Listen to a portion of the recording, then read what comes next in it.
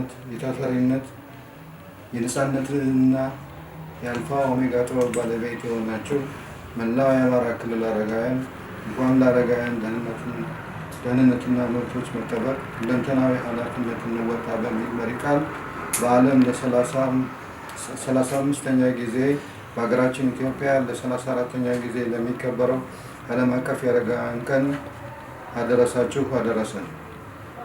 2018 ሰላምና መረጋጋት የሰፈነበት የአረጋውያን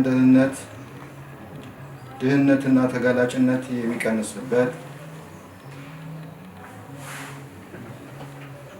በድህነት ውስጥ የሚገኙ አረጋውያን ወደ ከፋ ድህነት እንዳይገቡ የምንከላከልበት ትውልድ ተሻጋሪ ድህነት የሚቀንስበት ፍትሐዊ የሀብት ተጠቃሚነት ለማረጋገጥ ጥረት የሚደረግበት ዘመን እንዲሆን ሁለንተናዊ ኃላፊነታችንን እንወጣለን። ትኩረት የሚደረግባቸው ርዕሰ ጉዳዮች 1. የአረጋውያን ፍላጎት መብትና ደህንነትን ማስከበር 2. ለአረጋውያን እንስማ፣ ልምዳቸውን እንረከብ 3. ለአረጋውያን የተሻለ ነገር እንፍጠር። አመሰግናለሁ።